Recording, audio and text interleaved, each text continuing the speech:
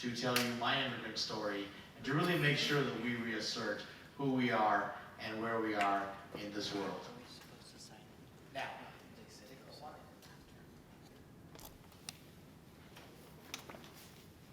the reason that I have you declare who you are is because the very first step, either in being successful or in running a successful business, is simply knowing who you are, knowing your purpose and knowing the purpose of what your business will be.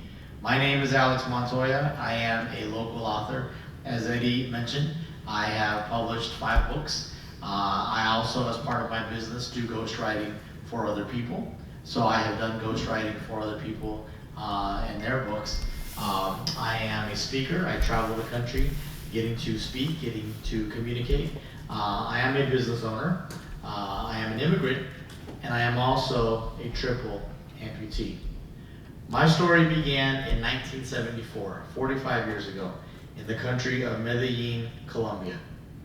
When I was born with a rare birth defect that led me to be born missing both of my arms and my right leg. Now, I came from a very humble and modest family. My father was a salesman, my mother was a homemaker. I had 2 older siblings, and we certainly didn't have a lot of money. But we also didn't expect to have the adversity that we encountered right away when I was born with my disability. The doctors didn't expect it, they didn't anticipate it, they didn't have a reason for it, but they announced to my parents, you have a brand new baby boy, however, he is born missing 3 of his limbs. And because of that, the doctors actually said, this is pretty much a tragedy. You can consider this a tragedy within your life. Because again, they didn't anticipate it, they didn't expect it, they didn't have any answers for it at all. Now, you have to understand, in Colombia at that time, if you had a disability, you really had no hope in life. There was no great medical services, there was no special education. Somebody with a disability was not able to go to school. So if you can't go to school, how are you going to receive your education? And if you can't have an education, how are you going to have dreams and hopes and aspirations in life? So their whole viewpoint was, your son has a life of challenges and hardship ahead of him, and he's not going to be able to really do anything in life. He can't hold things, he can't walk, he can't move around.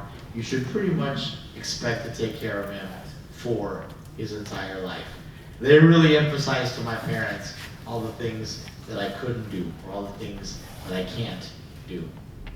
My parents, however, came from a whole different perspective. And I think part of it was their faith, and part of it was also even just my father being in sales and kind of always looking at things from a place of potential.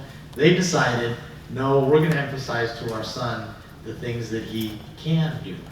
We're going to emphasize and focus on the things that he has, not on the things that he's missing. They didn't know the solution.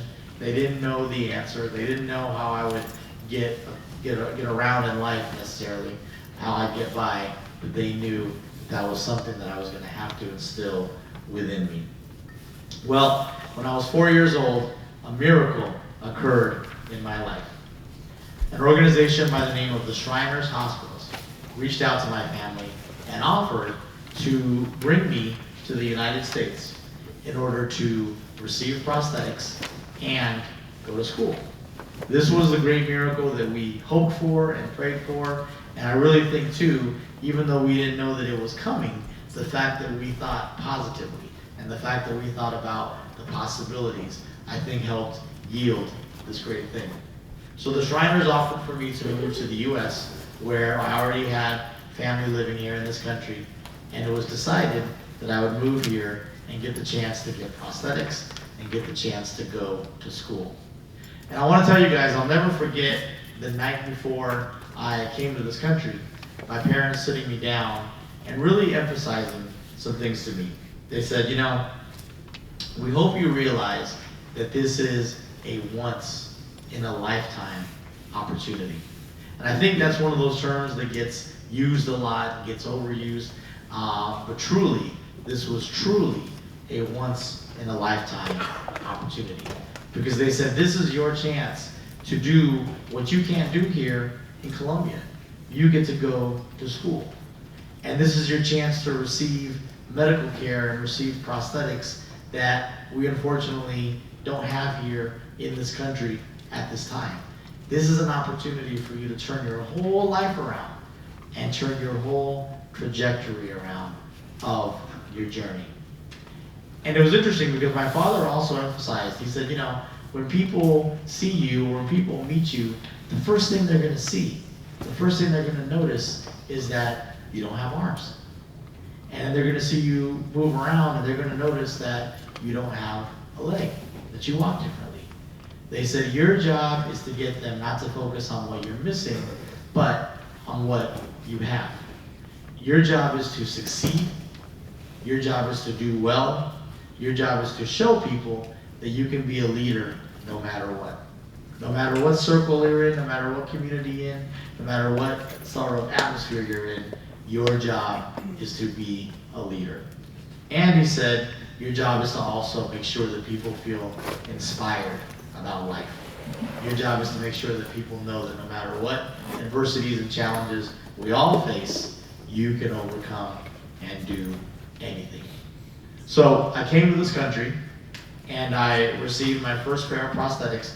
Just to show you guys real quick kind of how they operate and how they move.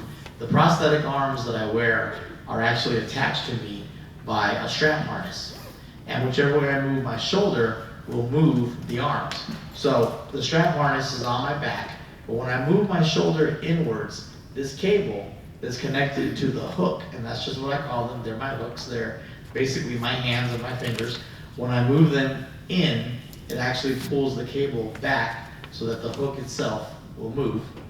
And then when I move my shoulder downwards, it pulls another set of straps that pulls for the elbow to be able to move. So whichever way I move my shoulder moves the right strap, that moves the right cable, and allows it all to move. Well, as I was learning how to operate my prosthetics, and remember, I came from South America, so I had to learn a brand new language. I had to learn English, and I was placed in school. I had to learn how to make new friends and have new customs and just be able to deal with a whole new world for me. And I was only about 5 or 6 years old. Well, one of my first days of school, a group of friends came up to me, new friends, and they said, hey, why don't you come out and join us on the playground? Every day we go out on the playground and we go out to the monkey bars. Now I'm just curious, how many of you guys, when you guys were kids, used to enjoy getting out to the monkey bars? Anybody? Okay. How about you? Do you enjoy it? There you go. How about, do any of you still play on the monkey bars? There you go. Yeah, there you go. You're being honest. I like it. I like it. Well, when my friends invited me to do that, it was kind of scary for me because I didn't know if it was something that I could do. Remember, I had just received my prosthetics. I had just received my prosthetic leg. I was still kind of learning how to use all of this technology just to get around. And now you're inviting me to get out on the monkey bars? I just didn't know if that was a possibility. I didn't know if it was safe. And in fact, about 5 of those friends said, you know what, this is risky. This is risky. We don't know if you should try this. We don't know if your hooks can hold on to the monkey bars safely and securely. We don't know how your leg is going to be. We don't know if this is a good idea. I said, yeah, you're probably right. But then I had 5 other friends that said, look, if you want to get on the monkey bars, let's do it. Let's do this. Let's figure out a way. You know, if you fall, we're going to laugh at you, but we'll help you up.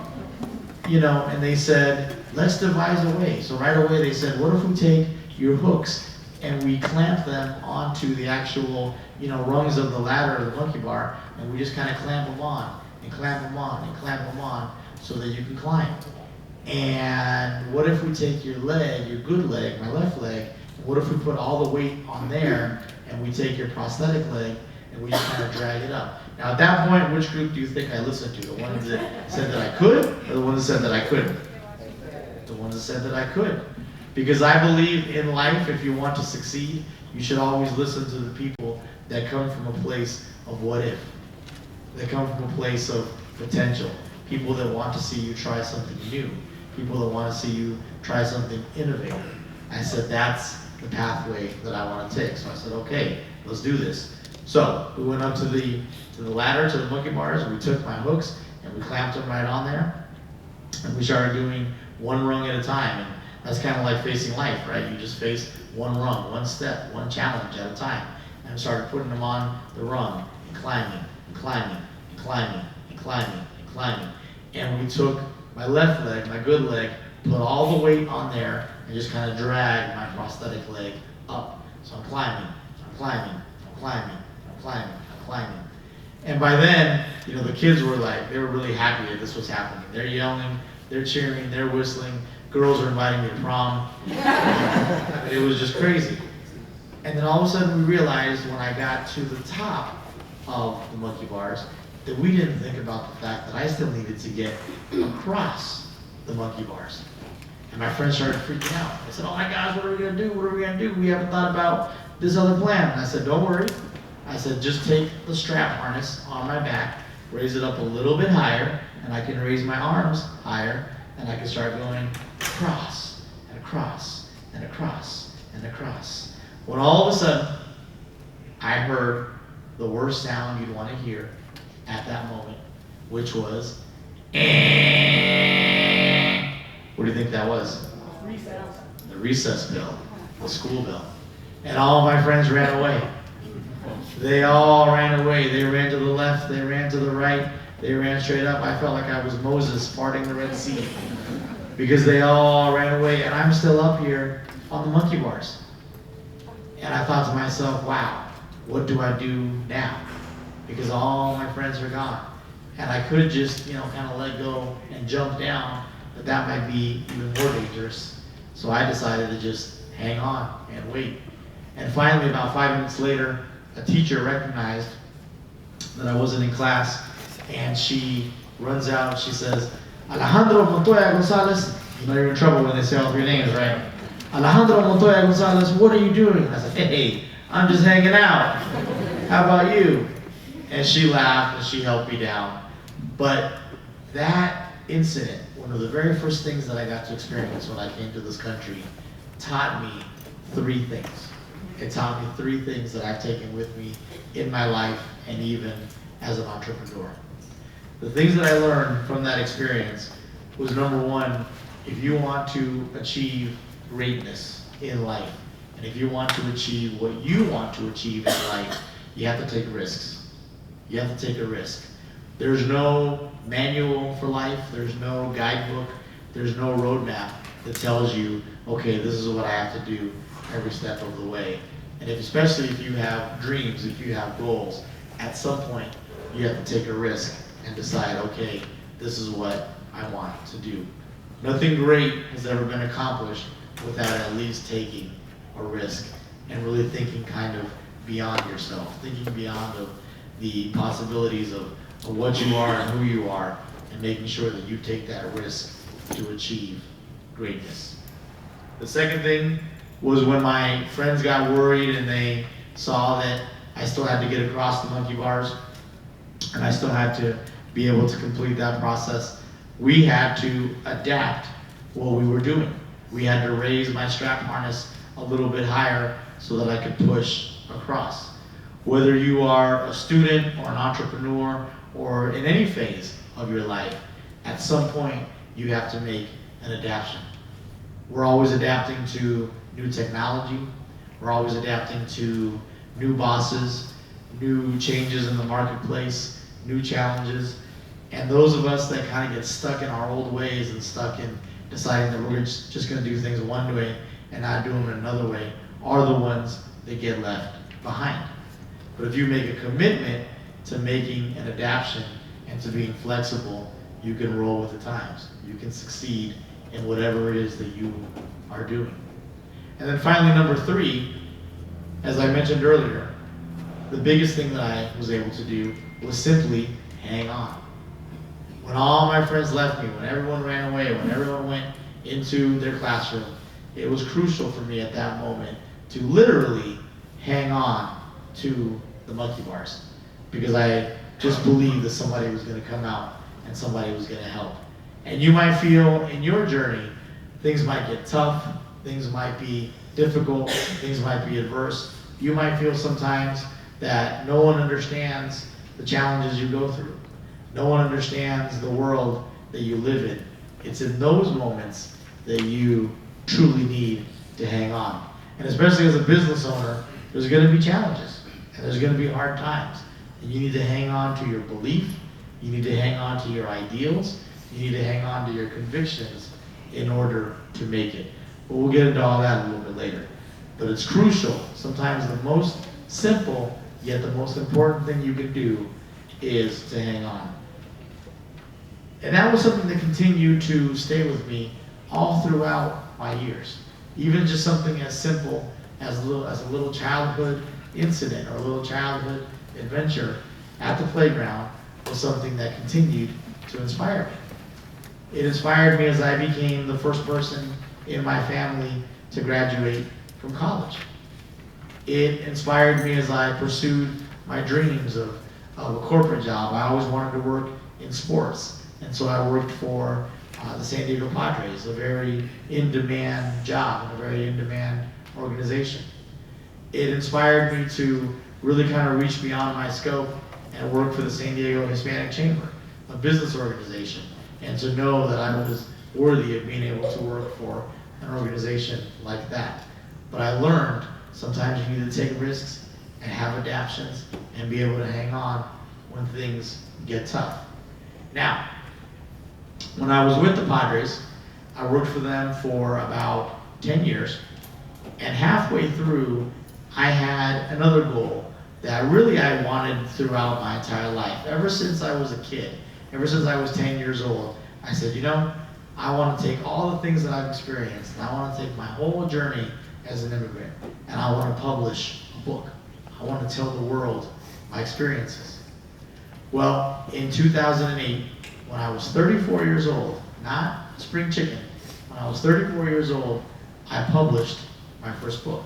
And I got to tell my story. I got to tell the story of overcoming my disability and being an immigrant, being able to succeed in this country. And it was really interesting because here I was in my so-called dream job, yet I had a second dream that was unfolding before my very eyes. And to my surprise, when I published my first book, I was receiving quite a few invitations to speak on the book. And slowly, a new dream started emerging, and a new goal started emerging. So I decided, okay, you know what? I think I'm ready to try something new. And I published a second book, and I received more speaking invitations, until finally I decided, I think I want to work for myself. I think I want to be my own boss and have this be something that I do full time. So I actually left my dream job to pursue my dream.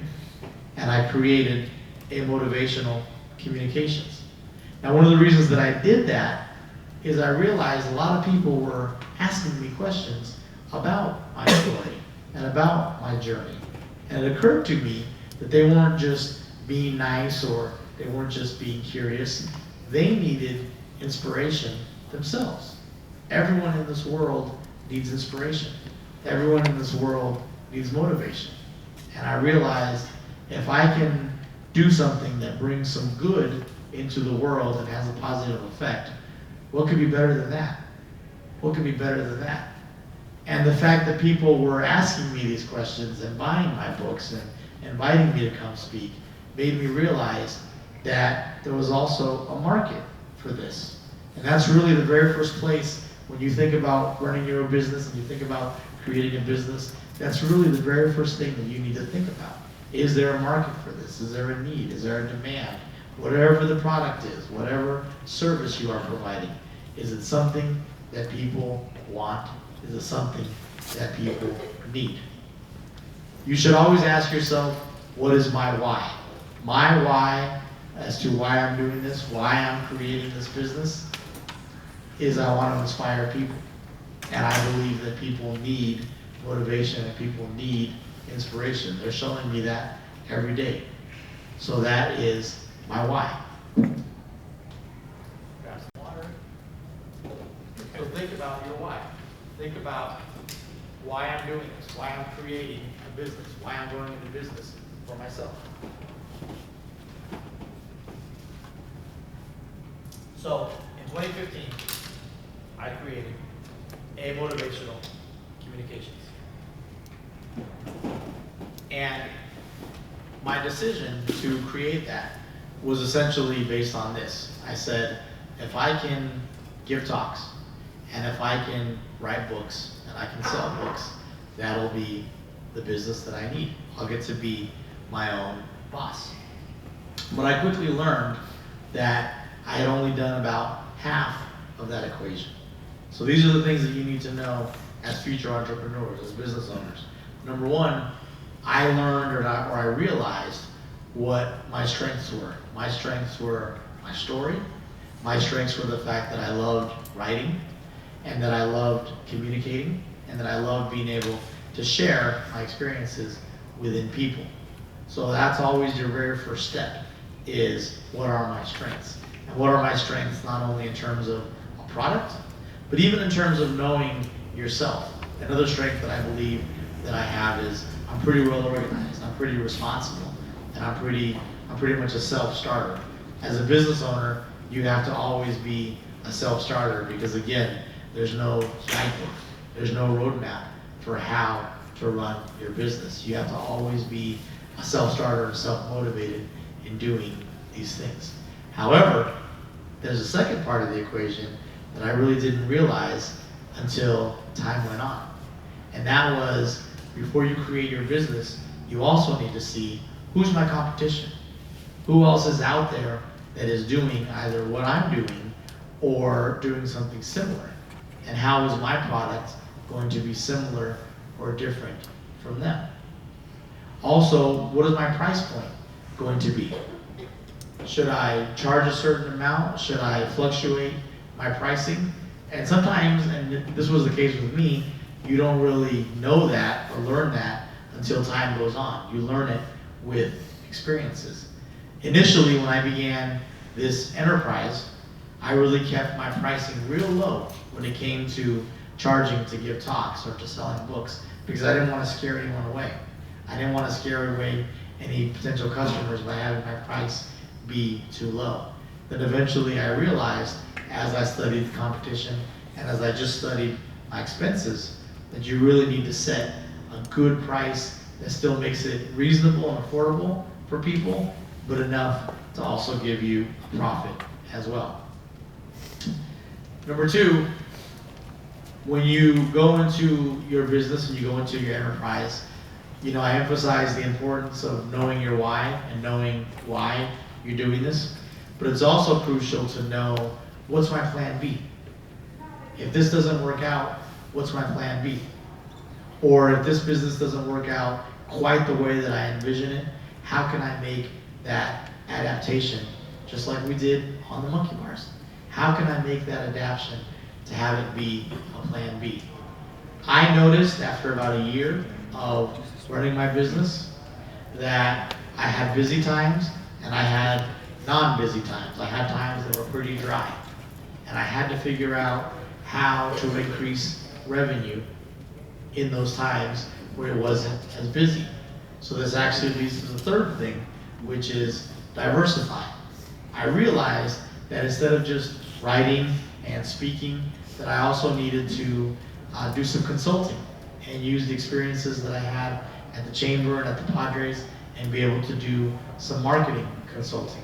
But also, being a writer, a lot of people were coming up to me saying, my son or daughter is about to apply for undergrad and they want to write an essay, but they're really not sure how to do that. Can you give them some consulting on how to write a good college essay?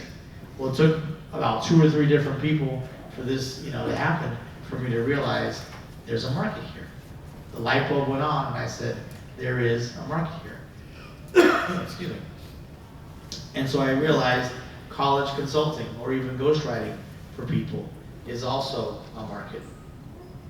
And finally, I decided if you are going to have a business, excuse me, you need to go all in. You know, I remember when I started this business, I told Eddie and a number of friends, you know, you should pretty much get sick of me and get used to being sick of me by seeing me on social media, because I'm gonna promote my business every day. I'm gonna promote what I'm doing every single day. I'm gonna let the world know where I've been, where I'm going, where I was, and where I'm going next. Because I realize that I have a marketing budget of about 0, and social media is a great tool because you can obviously do all of this for free, and I'm starting from scratch, so I need the world to know what this business is and help attract new clients. When you decide to go into business for yourself and you decide to run your own business, you gotta go all in. You can't just dip your toe in the water. You gotta make sure that you are committed, that you fully know what you are doing, and that you wanna share with the world what your enterprise is. And the reality too, when you run your own business, it's not a 9-to-5 job. It's not something that's strictly Monday through Friday. It's not something that you can only do during business hours. You're gonna be doing some work in the evenings and on the weekends.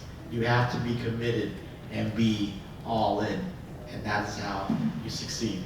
I'll also be frank with you guys. I had at one point 2 retirement accounts, and just in order to survive my first year and a half, I actually cashed in one of those retirement accounts just to make sure that I have enough cash flow just to be able to get by. That is not an insignificant factor. As you create your own business, know where you are financially.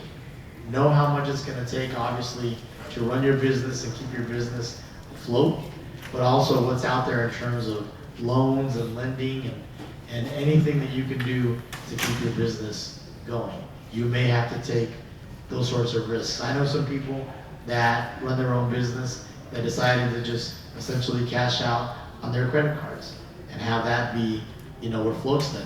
It's not something that I would say is advisable. It's not something that's preferable, but you have to know if that's gonna be the best route for you.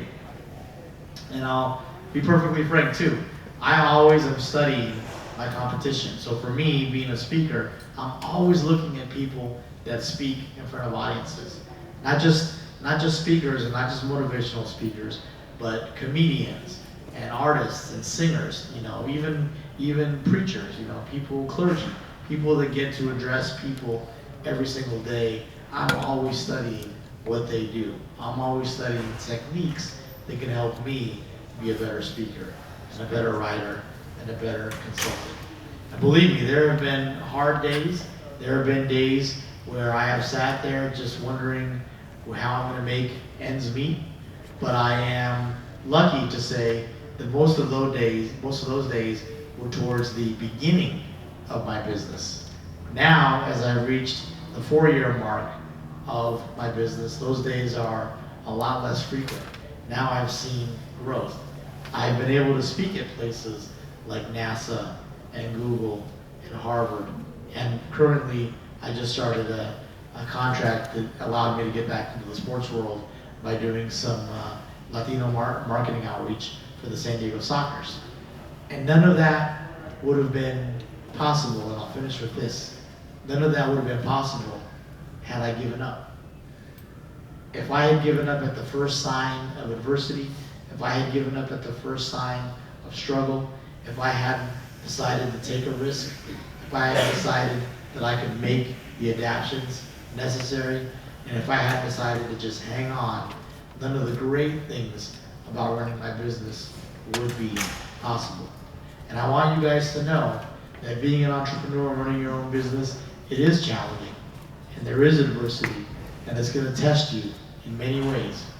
But to have the luxury of being my own boss, setting my own schedule, I love my quote-unquote job. I love what I do. Every single day I wake up inspired. Every single day I wake up inspired and figure out what I gotta do to make my business succeed. I look forward to it every single day. and I know that I'm putting good things into the world. I know that I'm getting the chance to help people. So if you want that feeling, if you want that luxury of being your own boss, and you want that luxury or that blessing of being creative and making your own money and putting good things out to the world, I want you to know this is something you can do. And just like you told me earlier, you told me, you are a winner. You are a champion.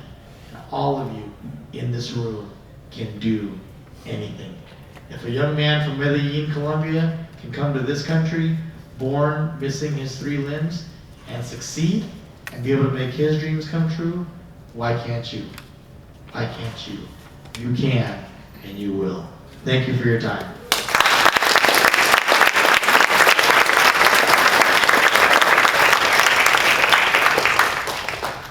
All right, thank you, Alex. Now I'm going to open it up for questions. Who has a question? In the back? Kind of like a weird question. You said he was born in Medellin, Colombia in 1972. When he was like 5 or 6. That would be 1980. And that's exactly the time Pablo Escobar was kind of doing all this stuff. Is that the reason that you moved out of Colombia? I didn't hear the last part. Is that the reason that you moved from Colombia? Was Pablo Escobar? Sure. The famous Pablo Escobar. Probably the thing that people know Colombia the most for, but certainly isn't the only aspect of Colombia. That wasn't why I left the country. There are a number of people, certainly that immigrated to the U.S. Because of the drug wars that were going on and just, some of the violence within the country. For me, it was more a matter of, at that time, somebody with a disability didn't have the option of going to school or having a career within Medellin. So that was my why. That was my reason for leaving the country. But yeah, the drug wars really had nothing to do with it. It's interesting though. I actually got to go back to Colombia. I've been back several times, but I got to go back just this past summer. I was back there in July. And it's really rewarding to see how the country has recovered. Colombia now has a strong economy. They now have great business prosperity and success. Some of the most famous celebrities to come out of Colombia. Shakira, Juanes, people like that. They have emerged from the country as well. So it's really great for me to see how great my country has recovered. And now, in modern day times, if you have a disability, now you can go to school, and you can have dreams, and you can have achievements. So they've really modernized as a country. So it's very, very different today than it was 40 years ago. Thank you for your question. Yes?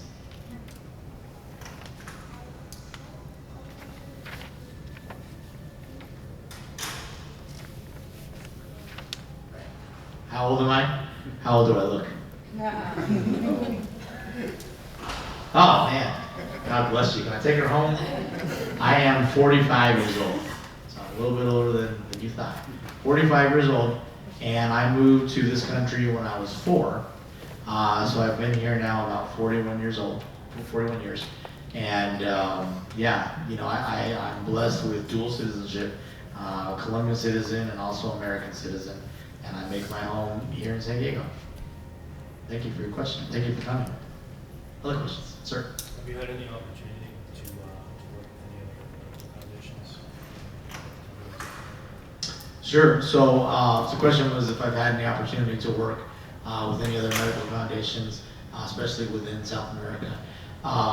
So some of the work that I've been able to do with just foundations in general, or just with those types of populations. I have done some work with disabled veterans.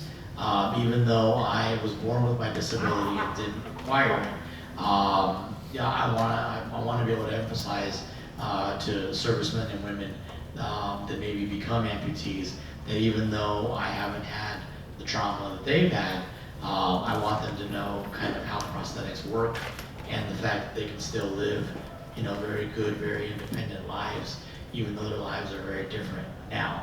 I haven't really worked too much with any medical foundations.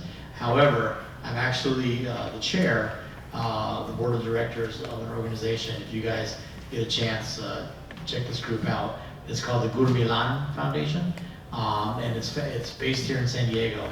Beto Gurmilan was the founder. He's an individual that as a teenager was surfing and became paralyzed, and he went on to have a very successful life, college graduate, and he became a sports broadcaster in San Diego and Tijuana. So he created a foundation to be able to raise scholarships for disabled people and help people with disabilities go to school, create their own businesses, do the things that they want to do. So I've been, we're only 3 years old. It's a new foundation, and I've been board chair for the first 3 years. So that's been very rewarding as well. But if you get a chance, check out Gurmilan Foundation. Their website is gurmilanfoundation.org. Questions, sir? Just out of curiosity, what NASA facility did you speak at? Sure. What NASA facility did I speak at? I was in Houston, and it was really great because they invited me to go out there about 2 years ago and speak at an event where they were hosting scholarship recipients from the Hispanic community. So it was really cool because I got to really talk about the importance of education and having Latino community succeed as well. And I was in NASA. It just blew my mind. So literally when people say, well, it's not rocket science, I was with rocket scientists. I never thought that'd be possible. So it was really cool. If you ever get the chance to visit a place like NASA, it's actually, very few people know this. NASA is actually what do they call it? It's a state park. So it isn't just like a laboratory or a place with different scientific things. It's on preserved land where they have alligators and wildlife and horses, and they give tours around the entire conserved area to emphasize that as we explore space, that we need to keep our eye on the environment as well. So whether you tour NASA or go to like Cape Canaveral in Florida, it's one of the most interesting places you can possibly visit. Sir? What would be like your dream audience or event to speak at, or if you've already done it, what was it? Wow. What would be my dream audience? Yeah. Goodness, hadn't really thought of that. I would say if all of you were Jennifer Lopez, that could work. That could work. No, you know what? I honestly love just an audience that is motivated. My favorite audiences, whether they've been corporate audiences or students, are people that are just excited to be there, excited about life. One of the reasons that I jumped at the opportunity when Eddie invited me to come speak today is I know that you guys want to create your own business. You guys want to be entrepreneurs, and so I presume that you are very much motivated and self-motivated, and that you want to do exciting things within your life. That excites me because I feel like my story will resonate with who you are. So any sort of audience that just has motivation and is excited to be there and is excited about life, I couldn't ask for anything more. Other questions? Yes, sir.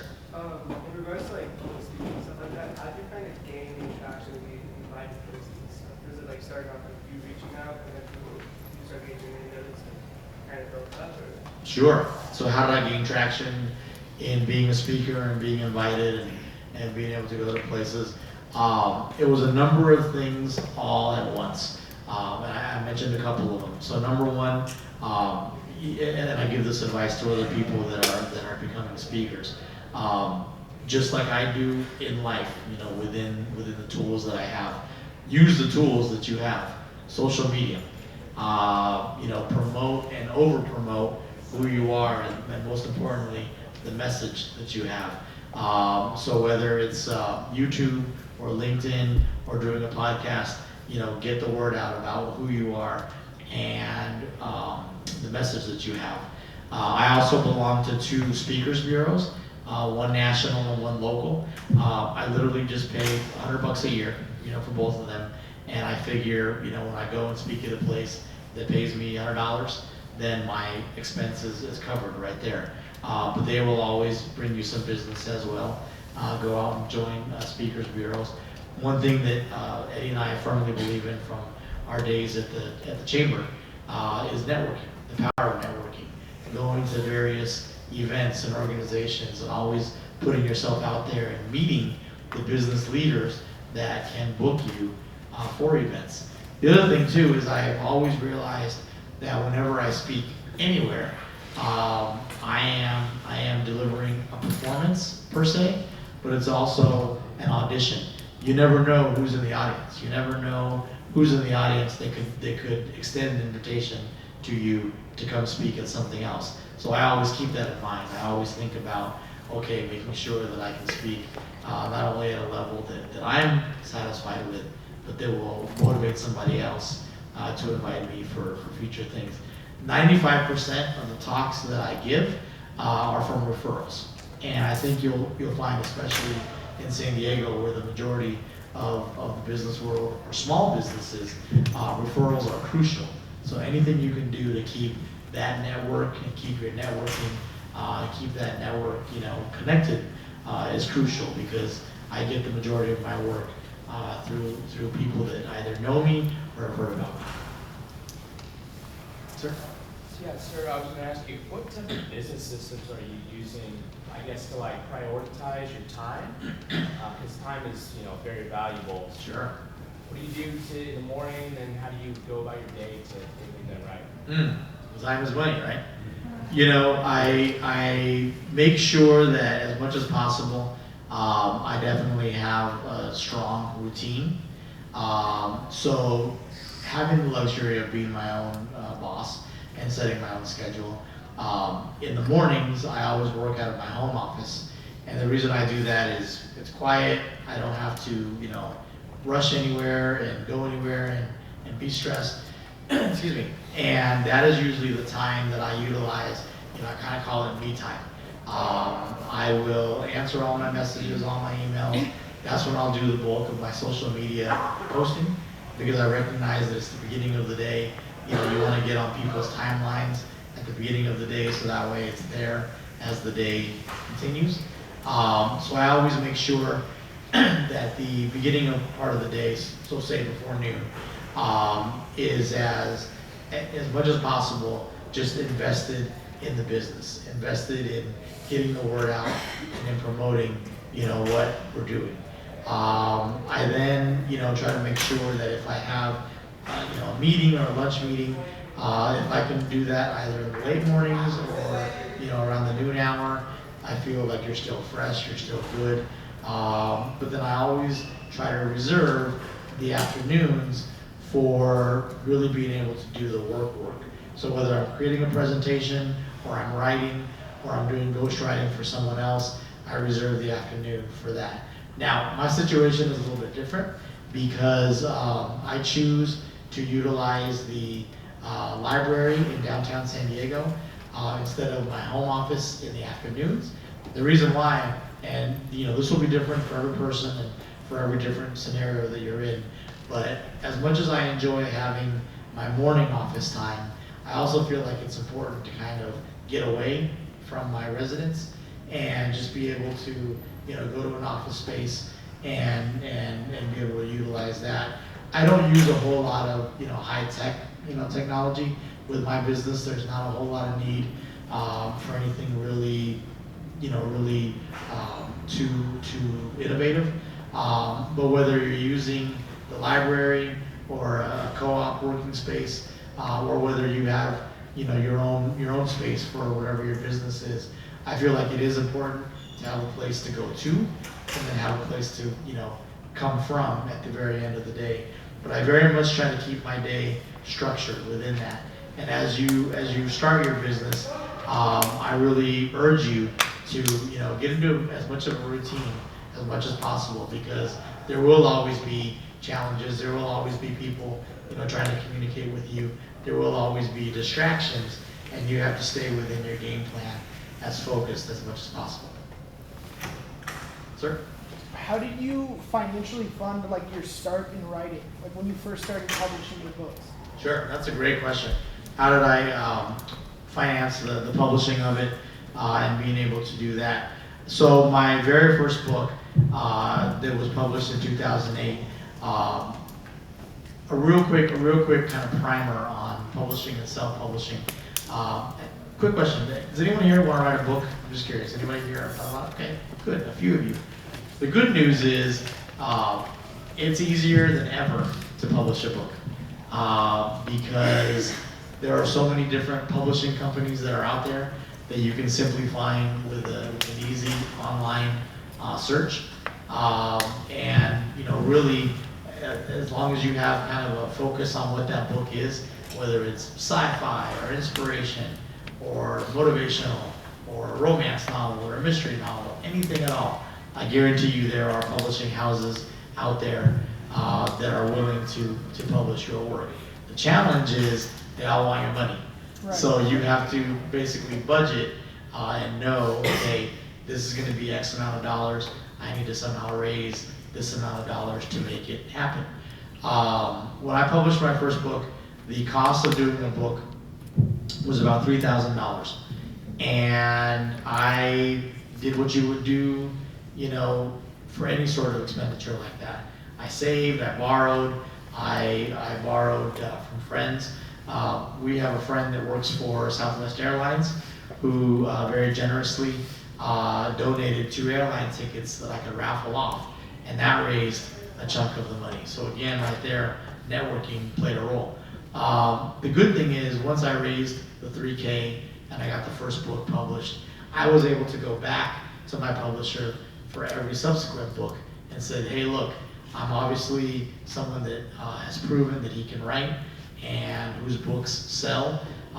Can we negotiate a lower price for my second book?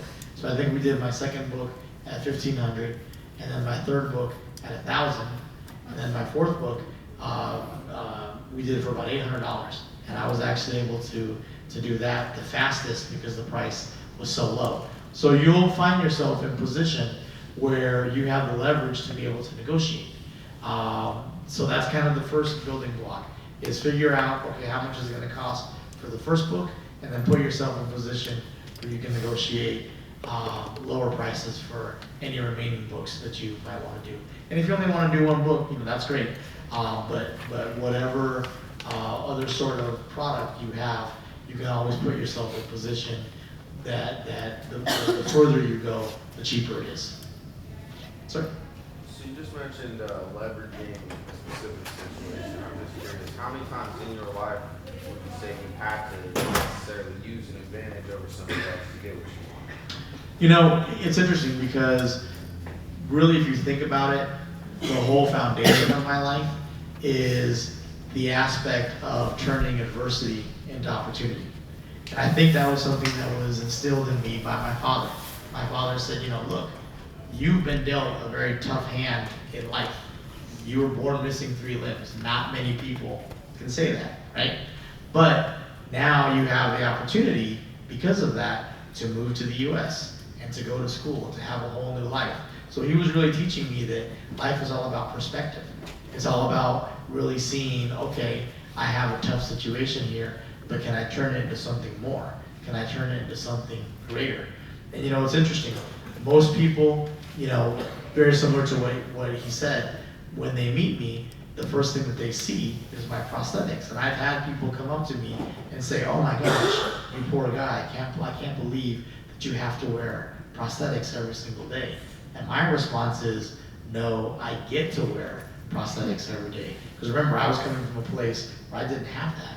I didn't have something that could help me hold and move and write and walk and talk and do all these things. So it really is all about your perspective.